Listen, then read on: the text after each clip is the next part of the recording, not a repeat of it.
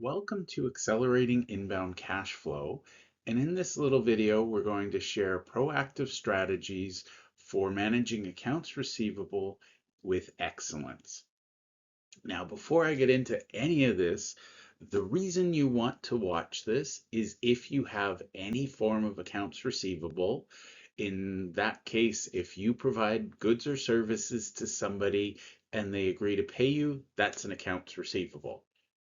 So if you don't have accounts receivable, you can stop now. You don't need to watch this video.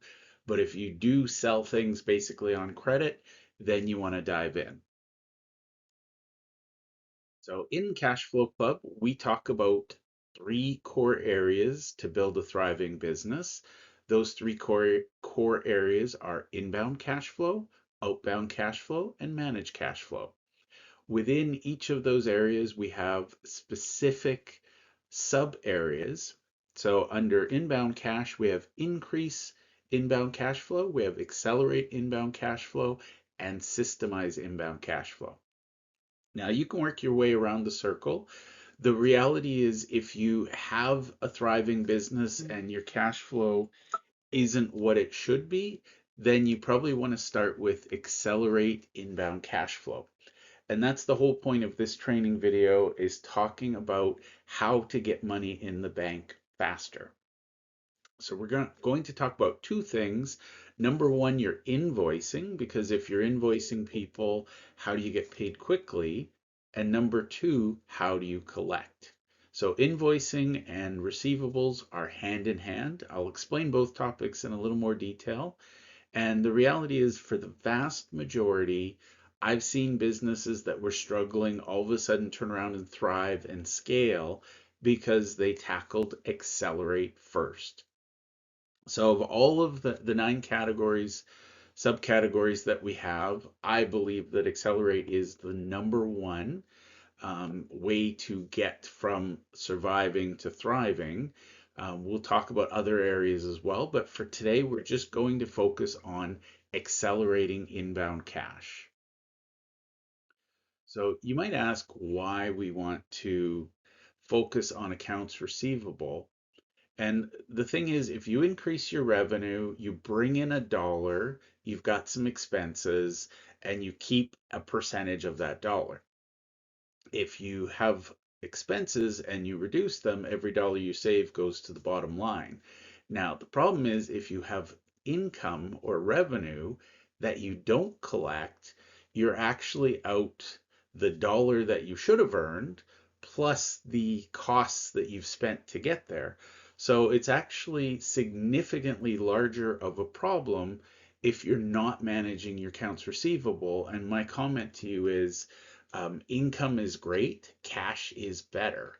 So if you're doing the work and you're earning the money, you should then be making sure that money is in your bank account rather than in someone else's. And accounts receivable is critical to managing your day-to-day liquidity and your ability to fund daily operations. Now, I've seen businesses grow just because they got a hold of their receivables and they fixed it.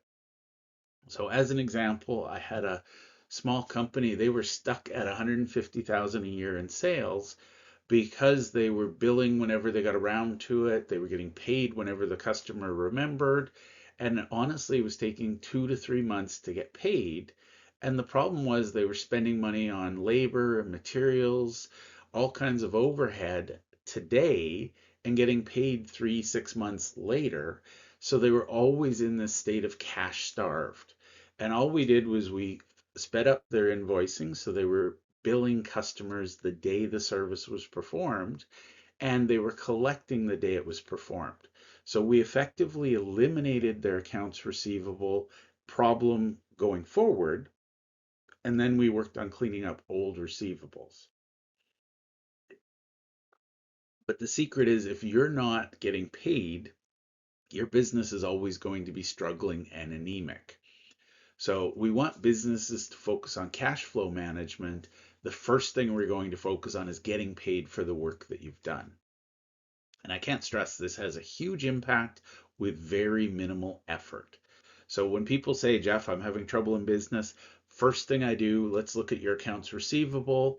And I can tell you, if you don't know what accounts receivable are or is, that's the first question. And if you don't answer that one well, I know I've got some things I'm going to do to have to help you. But secondly, if you don't know who owes you money, how do you follow up? And that's where people fall down the most. So really, truly, accounts receivable is credit that you extend to your customers, and basically it becomes a component of operational finance. Now, the thing is, a lot of small businesses don't understand that accounts receivable is an offer of credit and they're not managing it. So if you're not actively managing and collecting receivables, your business is going to struggle. And I've actually seen a few very successful companies go under because they didn't manage their receivables, and one of their clients who owed them a significant amount of money went insolvent, got liquidated, and there was no money, and therefore my client suffered because they hadn't collected. Now, when it comes to receivables, we're talking about cash, and I love the saying, "A bird in the hand is worth two in the bush." Cash in your bank account is worth way more than a promise for somebody to pay you cash. And I think that's the reality is, we want to be seen as good vendors and we want to be cooperative and supportive. But the reality is, I had this discussion with an entrepreneur. If somebody takes your goods or services, if somebody uses your business and then doesn't pay for it in a timely manner, they're effectively stealing from you. They're stealing your future, they're stealing your present, they're stealing your sleep at night because you're going to be stressing about your cash flow and about your business. Whereas if you've performed the work, you should get paid. So some of the things we look at is how do we get paid faster? Can we get retainers?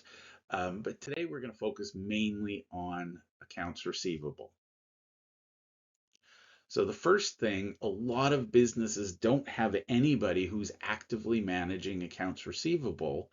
It is one of your most crucial assets on your balance sheet, and it is the thing that can most directly influence your cash flow and your company valuation.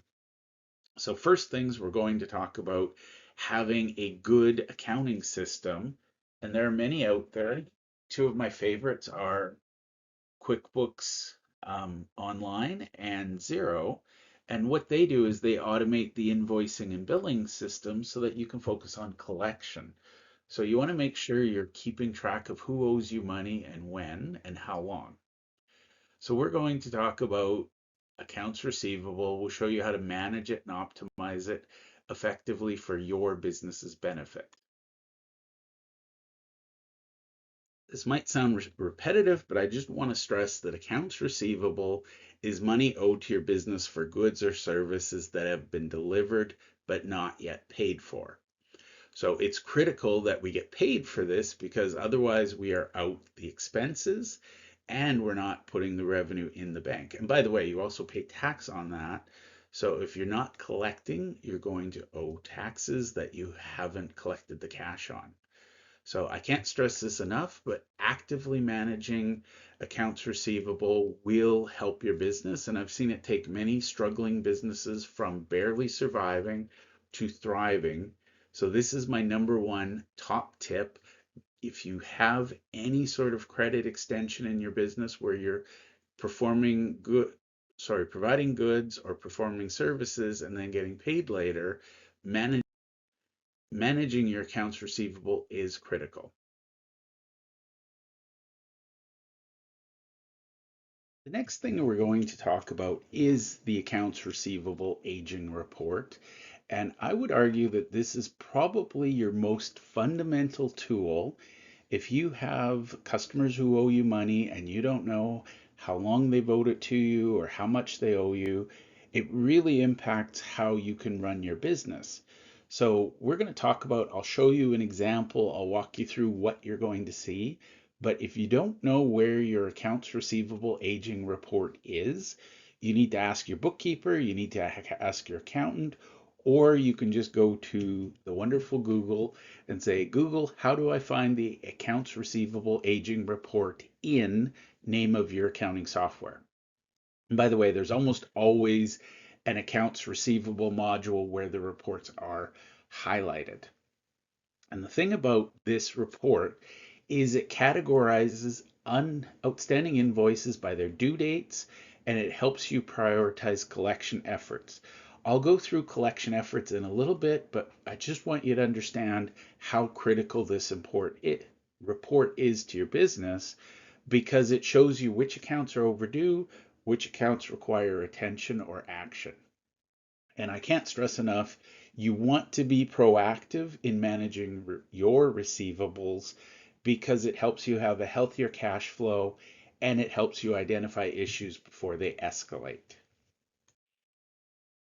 So the next slide, I'm going to show you an actual accounts receivable aging report. It is fictitious. I literally made it up.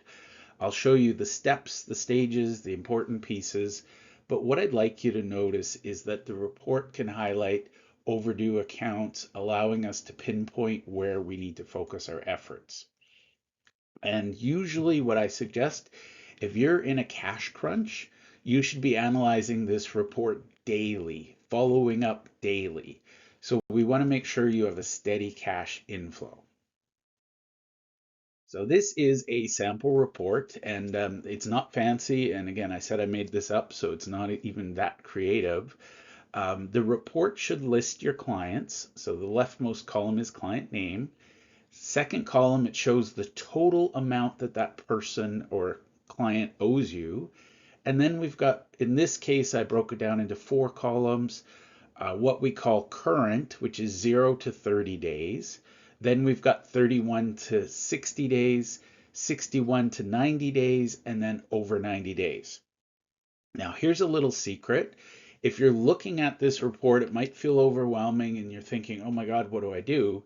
Well, if you look at the bottom, you'll see this is the totals, and there is a fairly significant amount of cash over 30 days that are owed to you.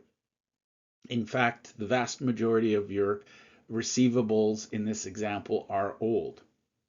So I'm going to show you what I do when I work with a client. We do a accounts receivable audit, and we'll look at your accounts receivable and we'll identify the priorities so that you can get your business back on track quickly. Now, if I'm looking at this, the first thing I want to do is I want to prioritize large balances and long overdue balances.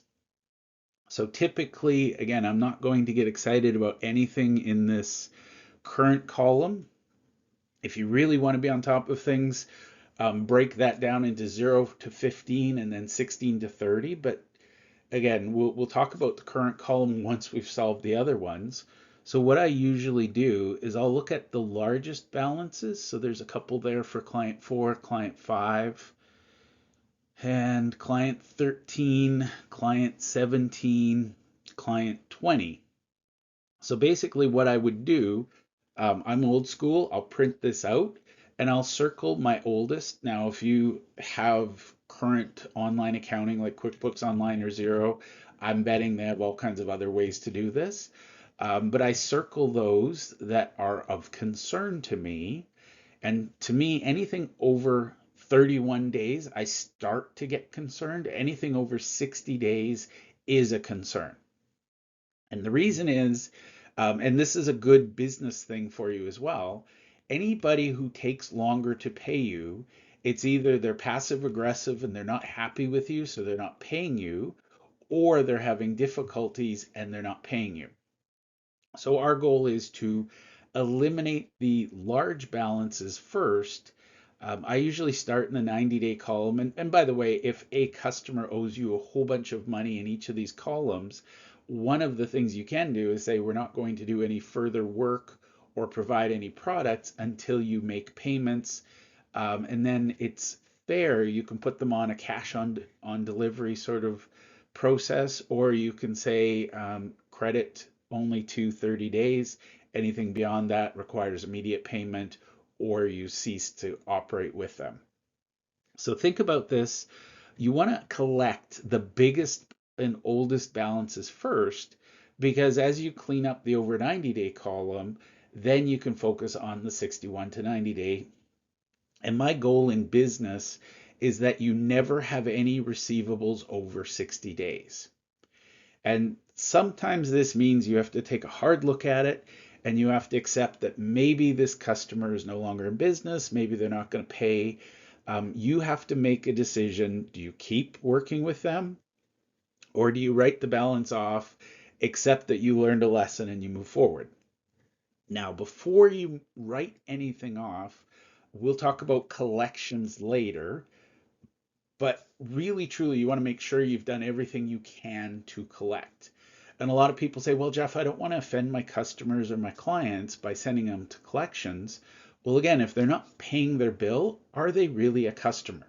The definition of a customer is there's an exchange of money for goods or services. If they're not giving you the money, they're not a customer. And in the case of products, they've literally taken inventory out of your building without paying for it.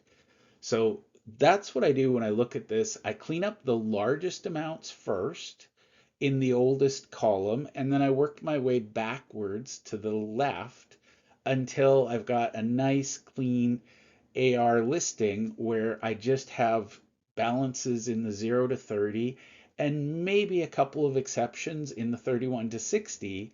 But the key point there is I know why they're an exception, my team knows why they're an exception, and the client knows they're an exception. A friend of mine, he launched what he calls the Quick Payers Club, and he found that was a way to clean up his receivables.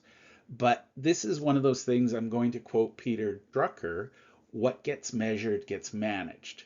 So I've worked with a lot of small businesses, I've worked with some mid-size, where they don't actively monitor and track their accounts receivable. Instead, they're focusing on how much revenue did I generate this month.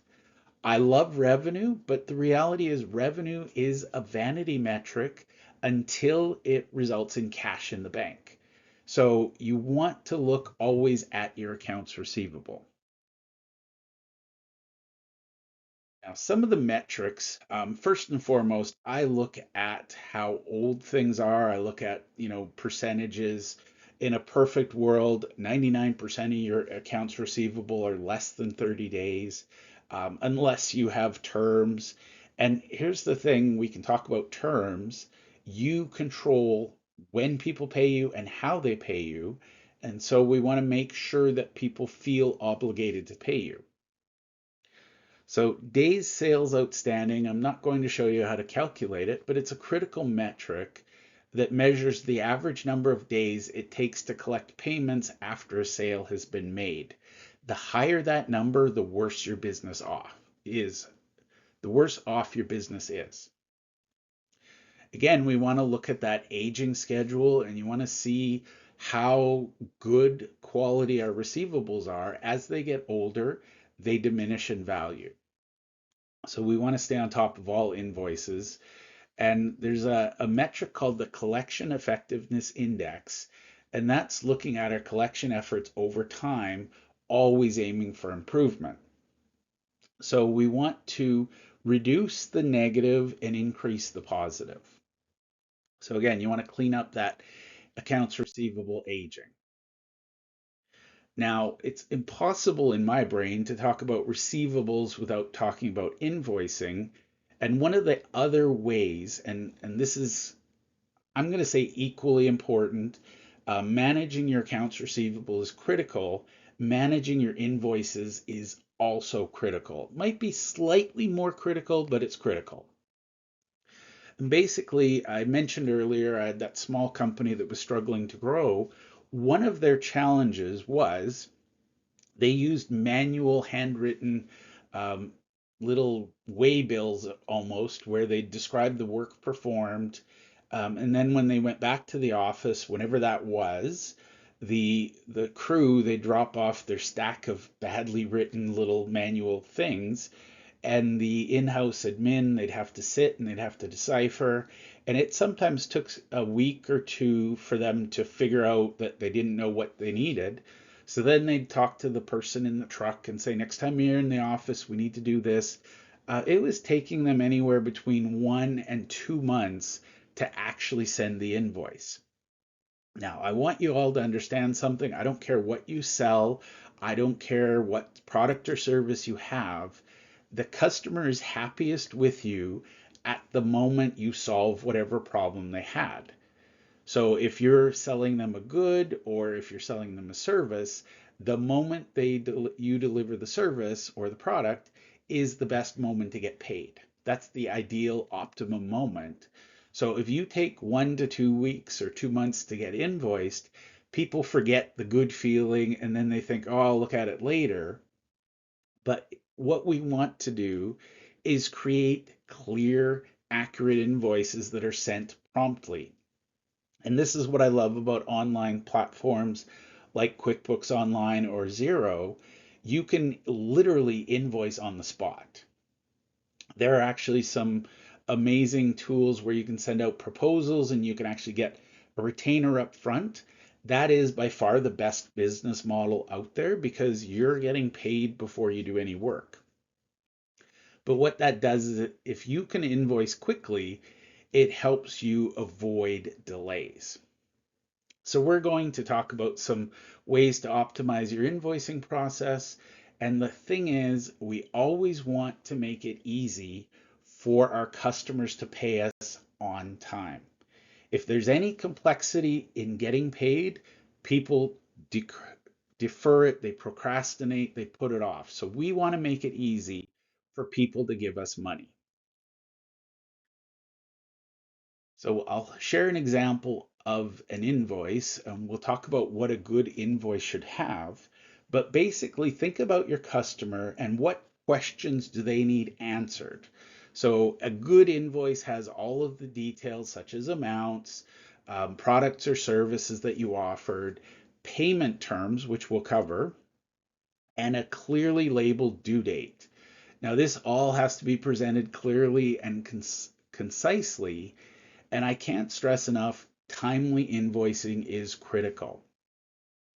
The best case scenario is a retainer before you deliver a product or service. I know some companies, they charge you before you even see the product or service.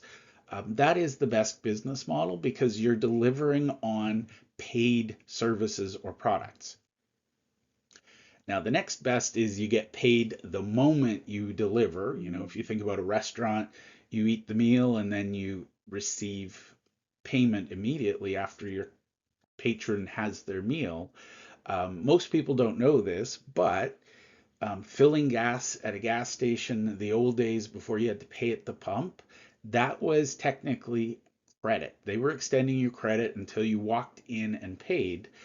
Restaurants technically extend credit because you sit down, you order your meal, you eat it, and then they charge you afterwards. So that's the second best business model. And the absolute worst business model is to get paid sometime down the line if you're not earning interest on that amount. So we'll talk about that. But here's the thing, the more clear your invoices are, the more detailed information you have, it helps professionalize your business and it helps your customer relationships because they understand what they're paying for and why.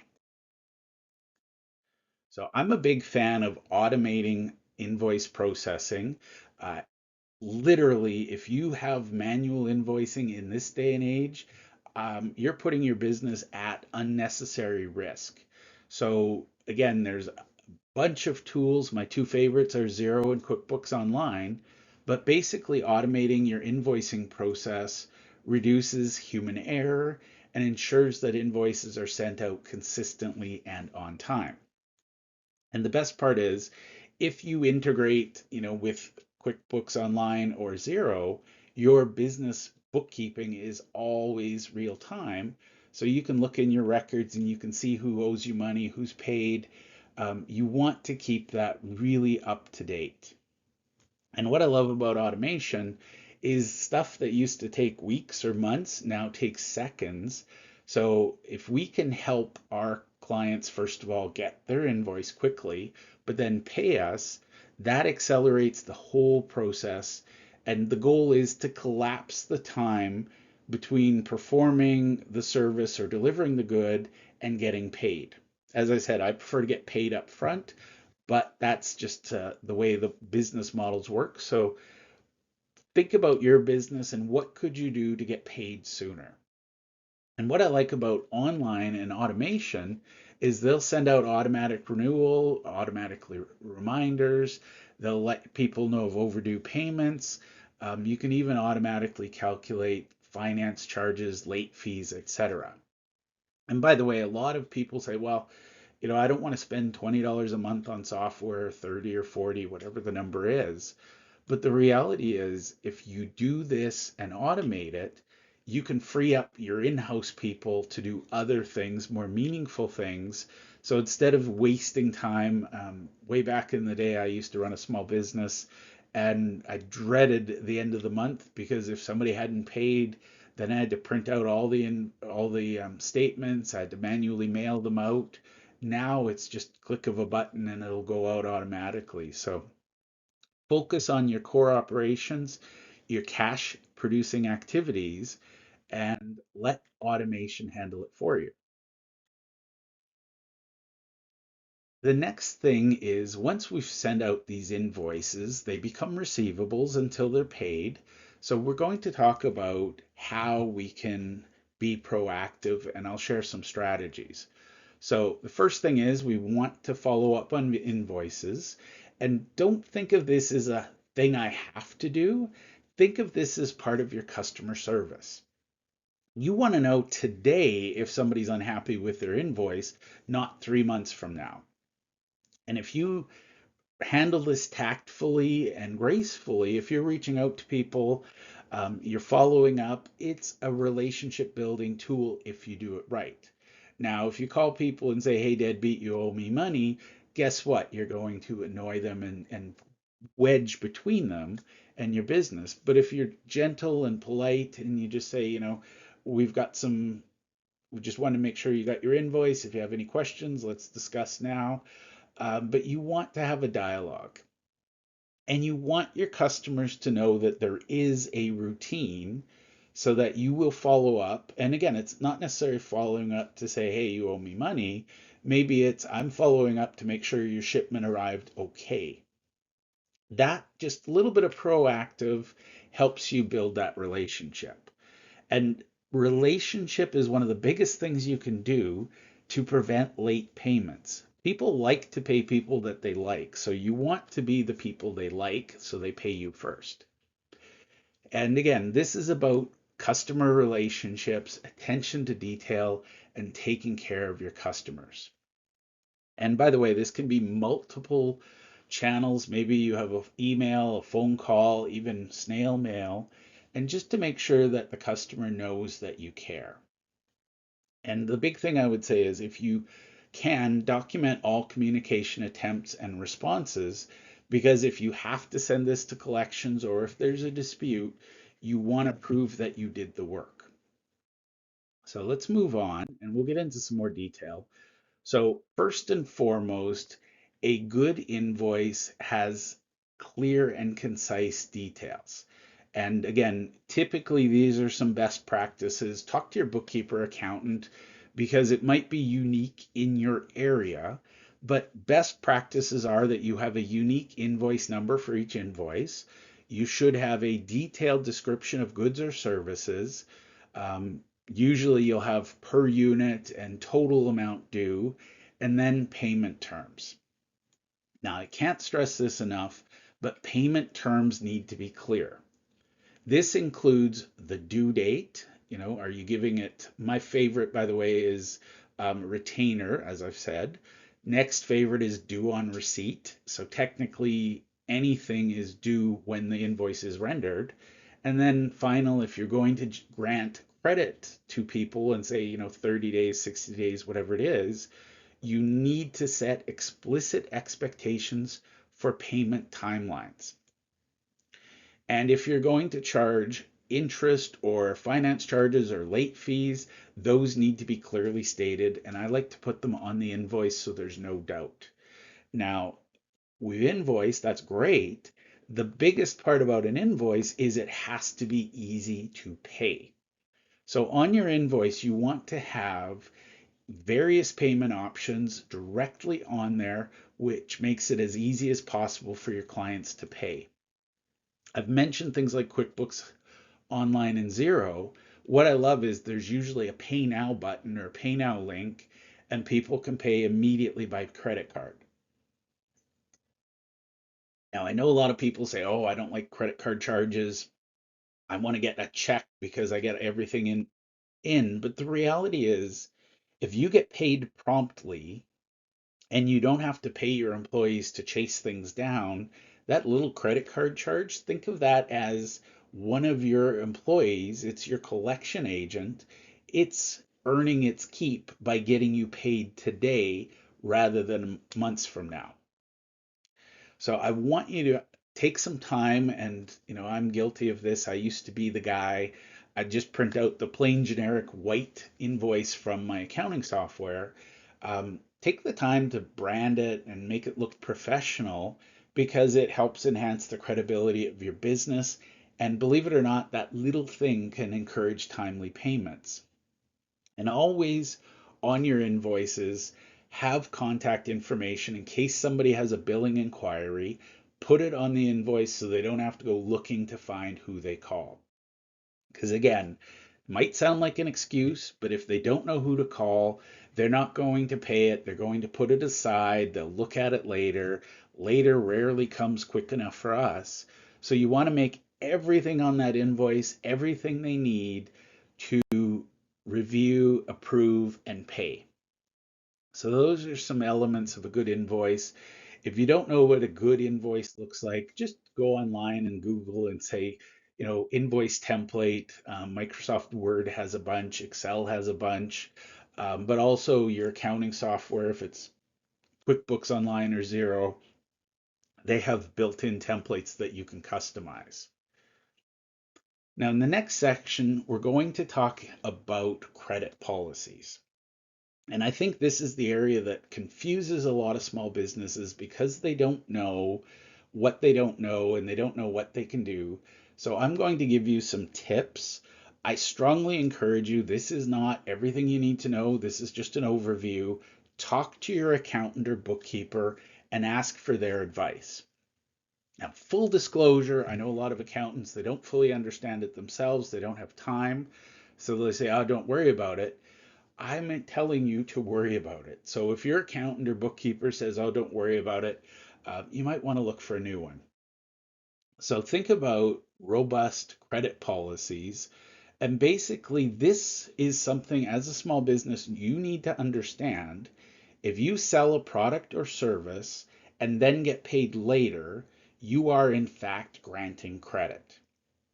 So just knowing that is a big thing, but you need to understand that credit is something that is earned.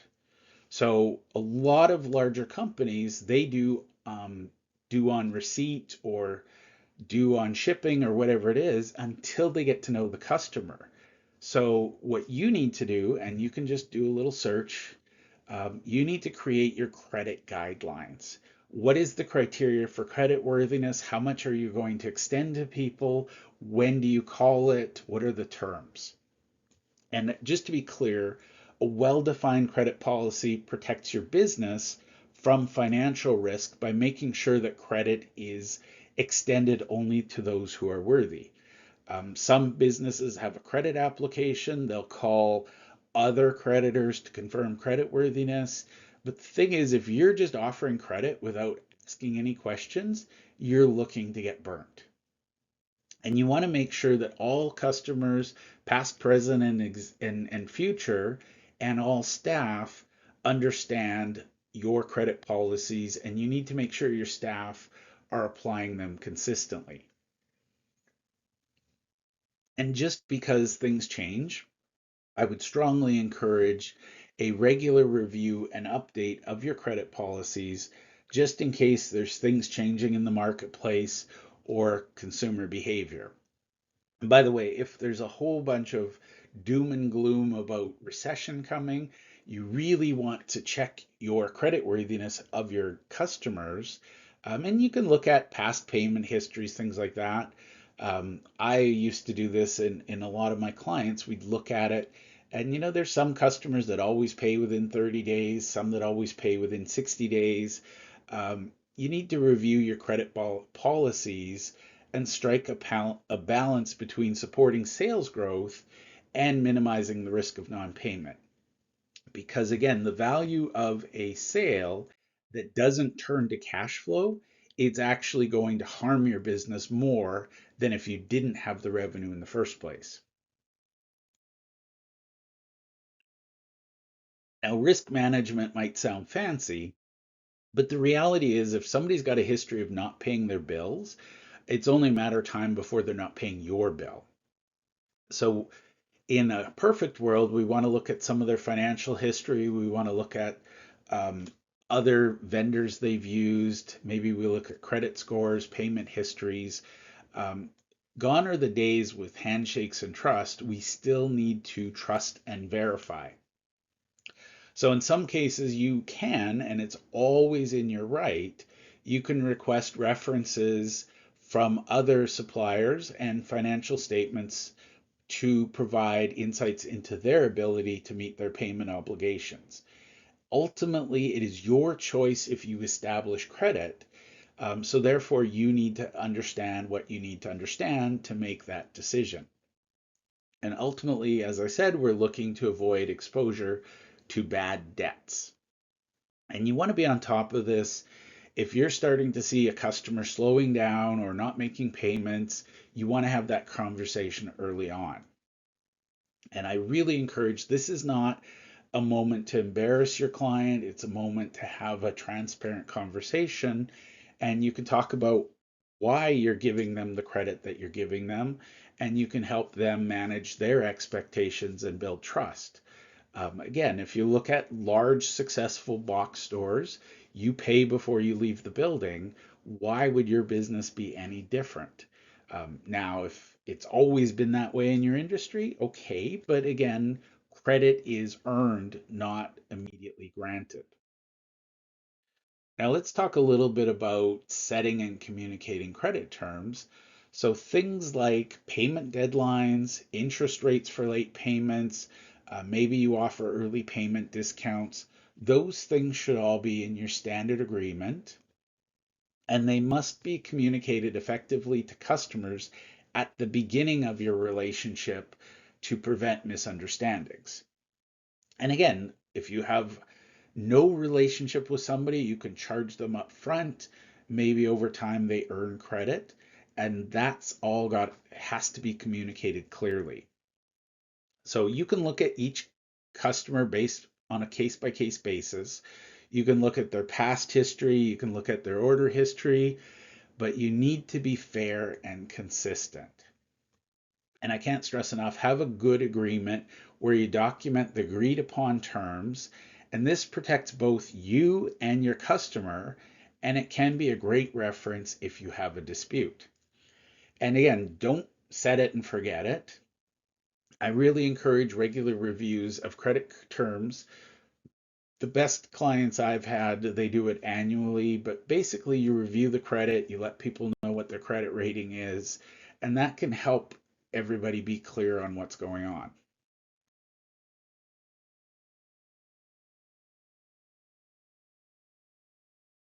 Now, a lot of people don't bother with the credit approval process. The criteria is you came in, said you want something, here you go, here's your credit.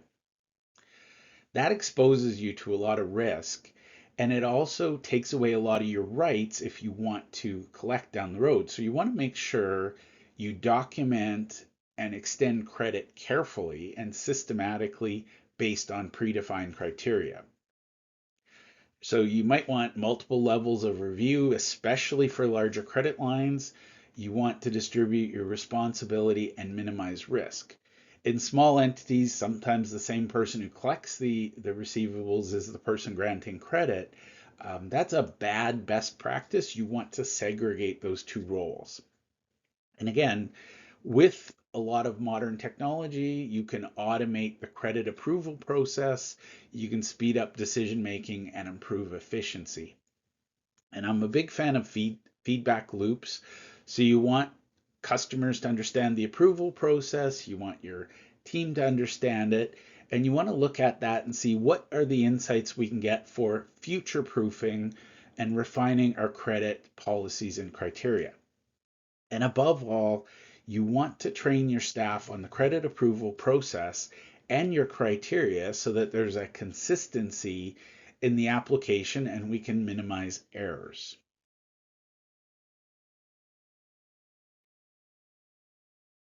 Now, timely connect collections. This is the part where I think we're going to zoom a little faster, but really truly timely connection collections are key to maintaining that cash flow. You want to make sure you know when your cash is coming in consistently and reliably, because the downside is you will end up with bad debt. And what this does is if you're actively managing your receivables, it strengthens your financial stability. So we talked a lot about payment terms. These are the most important. And depending on your business, you have to look at the cash coming in, the cash coming out. You need to determine the terms you're willing to offer. And by the way, if you say due on receipt, people are more likely to pay you today. Whereas if you say don't say anything, they'll pay you whenever they feel like paying it. So payment terms are critical. Common, look at your industry and you can just go to Google and say common payment terms in industry name. But be really clear with your customers what you do, why you do it, when you do it, so that they can stay on top of it. Now, I'm going to talk about why you should have payment reminders really truly with modern online accounting software. The reminders are built in, it'll send emails, it'll send messages, whatever you need. And I love that there's usually templates. So you should have a template for first notice, second notice, third notice, past due. But again, you don't want to rely on automation totally. When you're starting to get to the second notice, maybe there's a phone call. But basically, following up consistently and reliably, there is that old saying, the squeaky wheel gets the grease. You want to make it easier for them to pay you than not. So follow up, keeps communication open. I've seen people who've built relationships that turn to more business because of that open communication. And basically, this should be a personalized approach. Tailor it to your clients. Now, sometimes you get to the point where a client or customer owes you a lot of money and really, truly, they can't pay you all up front. You need to stand firm. You need to give them some options. And sometimes the only option is let's negotiate a payment plan. That can give a little bit of flexibility to the customer going through temporary financial difficulties. But in this case, you should be charging interest. You should have had that set out up front. And basically, you want to have an open dialogue about your expectations and what issues they might be having. And what that can do is preemptively address disputes and foster that mutual understanding. And in some cases, it's the right thing to do. You can offer a payment plan to your customer. This is a last resort because usually that means they're floundering, you're taking on their business risk. So if they can recommend other ways of getting financing, maybe they need help with their receivables process, you can say, hey, I took this course, here's some things you need to do. And basically, you need to remind them of agreed upon payment arrangements and dispute resolution. You need this for clarity and for your legal protection. And make sure you follow up. If you negotiate a payment plan, they have to comply, they have to meet their end of it and adjust as necessary. But really, truly, your focus is making sure you get paid. Second focus is maintaining the client relationship. Because again, if they're not paying you, they're not a good client today. And if you're struggling, it's because your clients are struggling. So next, we're going to talk a little bit about technology. And we've mentioned accounts receivable management. We've talked about QuickBooks Online and Xero. I can't stress enough the time savings the right technology has in managing and streamlining your accounts receivable processes. So if we eliminate manual labor, we're taking away the chance that somebody will forget, and we're also taking away and minimizing errors. So when you're looking at your business, I highly recommend that you first and foremost have an automatic system to generate invoices right through to payment processing and follow up throughout the entire accounts receivable cycle. The other advantage you have with this automation is real-time reporting and analytics that comes right within your software, whether it's QuickBooks Online, Xero, or something else, and it gives you some payment trends, customer behavior analysis. And I'm a big fan of cloud-based accounts receivable solutions. The financial technology space is evolving rapidly, and there's even some credit proofing and credit checking and credit application tools out there.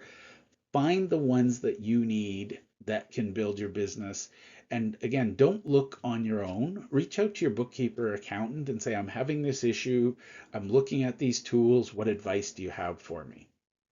And above all, this is probably the most important thing. Make sure whatever tools you're using for example, accounts receivable management, make sure those tools integrate with your other accounting and software needs for your business. Ultimately, we want to create accuracy and operational efficiency through integration.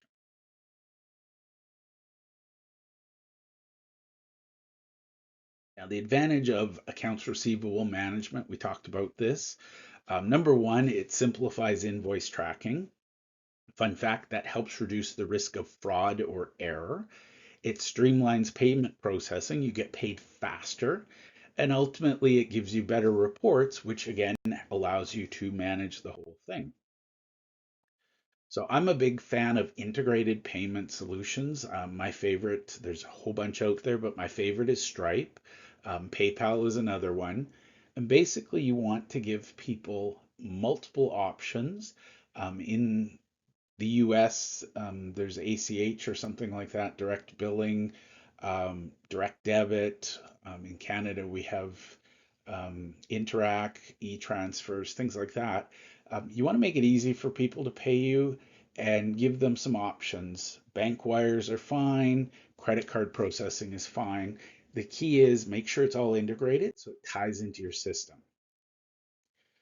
Now, we're not going to dive into data analytics because we're talking about probably small businesses, but really, truly, you should know the trends and patterns. Are your receivables getting longer in age? Are they getting shorter? Are they bigger, smaller? You can then use that data to make some strategic decisions. And again, if you're not managing your collections, you are at risk. So I'm not going to provide legal advice or ethical advice, but basically what I'm going to tell you is to seek advice where necessary.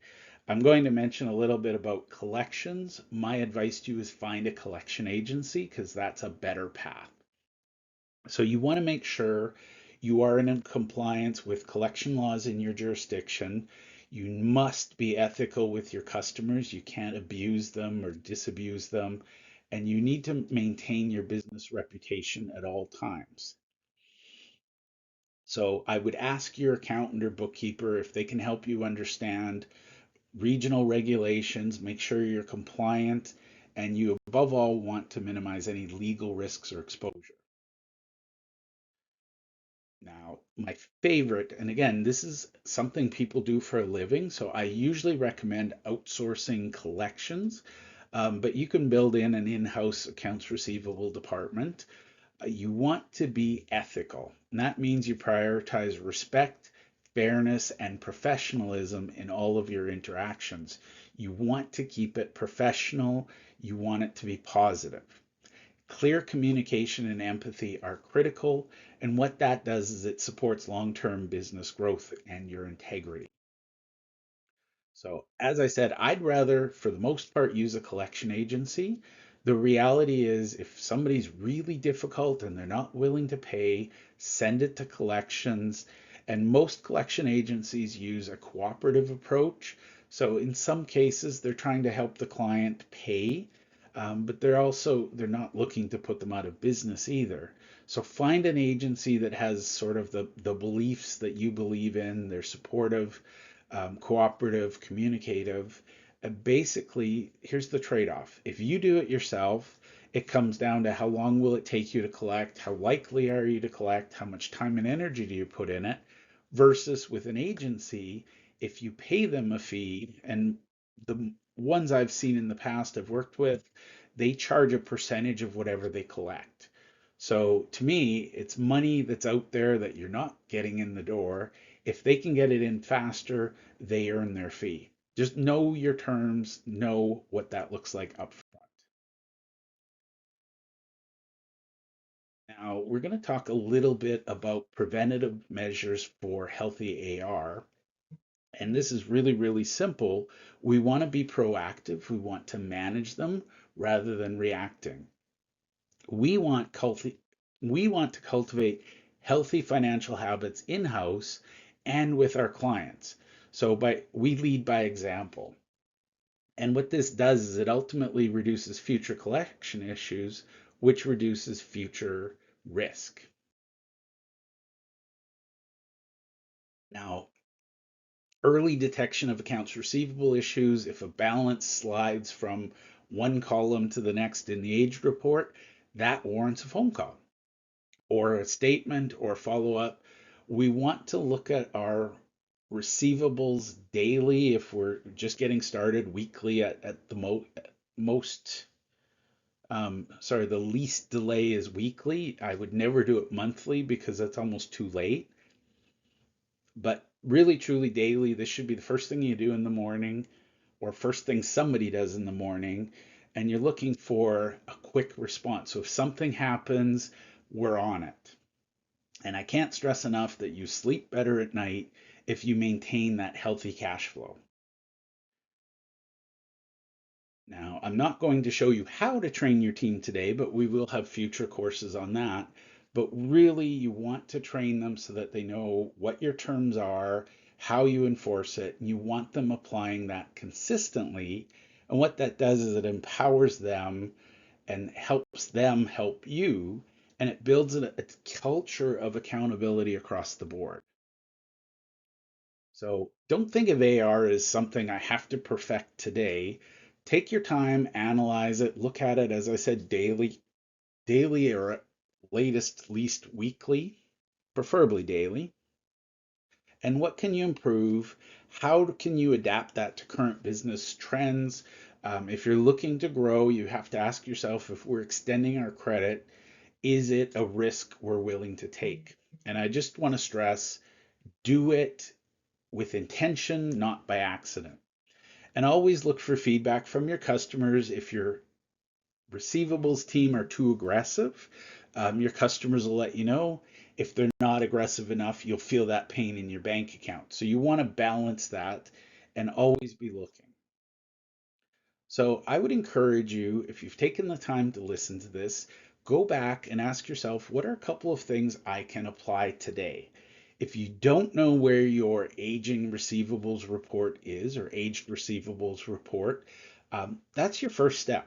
Figure out who owes you money, how long they've owed you money, and then come up with a plan. So today, maybe that's your first step, is thinking about your plan. Once you've got that plan, then you start to implement. And basically, you will see it in your bank balance. I can't stress this enough. As your accounts receivable goes down, your bank balance should go up. If your accounts receivable are going up, your bank balance is probably going down. So you want to balance that so that you can have a stress-free and you can sleep at night. So this is the part in the live workshop where we'd open it to questions. Because this is a course, you can put your questions below and somebody from our team will be reaching out to you. So before we wrap up, I really want you to think about what are you doing with your accounts receivable now? And if the answer is I don't know or nothing, think about what you could do today. Think about actionable improvements. Where could you improve today? And then commit to some implementation.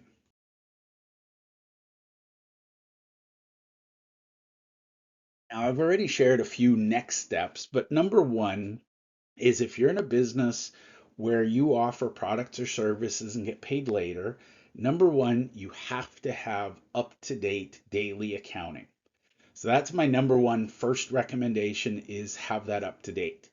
Number two, you should be reviewing that accounts receivable aging report at least daily until everything's in hand. And once you're on top of things, then you can slow down and only do it once a week. But always schedule it so it never gets forgotten.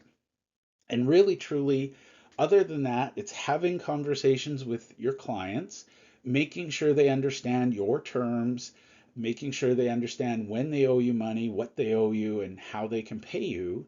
And from there, just optimize, optimize, optimize. And one of the things I like to do is have a goal. So maybe your goal for the first 30 days is to follow up with all accounts over 60 days past due. Then the next goal might be to eliminate all balances, but set little goals and work towards them. Now, I want to thank you all for joining and for watching this presentation. If you've made it this far, I assume that you care deeply about your business and you'd like to build a thriving business. At the very beginning, I mentioned that we have our cash flow club, and what we do is every month we prioritize one area of cash flow, and we provide training and we provide some accountability, and we have a group program where business owners like yourself can hang out and share ideas and share experiences. This is not a theoretical group, it is a practical experience-based group. But basically, you can network with other business owners, you can learn what people are doing, and you get access to some of our more detailed training. And we have a community that has continuous support and community engagement. So I want to thank you. If you've made it through, congratulations. Now, please go forth and manage your receivables. And I'd love to see in the comments below this video, let me know the effect it had on your business. If you've got large receivables, start collecting. I'm going to tell you a horror story just to end. I once worked with a large company. Their annual revenues were approximately $1 million a year. And when they brought me in because they couldn't figure out why they were struggling because they had record revenues, record profits, would you believe we looked at the accounts receivable? They had over $3 million in accounts receivable. That literally meant they'd worked 3 years for free and not collected any cash. Now, it wasn't exactly that, but that was more or less the problem, was they were doing as much work as they can, as quickly as they could, and then never following up. And here's a surprise. If you don't follow up, you don't get paid.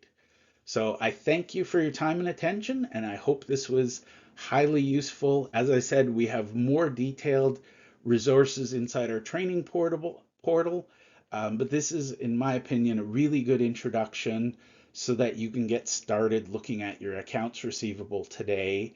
And hopefully this gives you that little nudge forward so that you can go from surviving to thriving. So thank you. And if you have any questions about the cash flow program, there's a link below where you can figure out how to join us.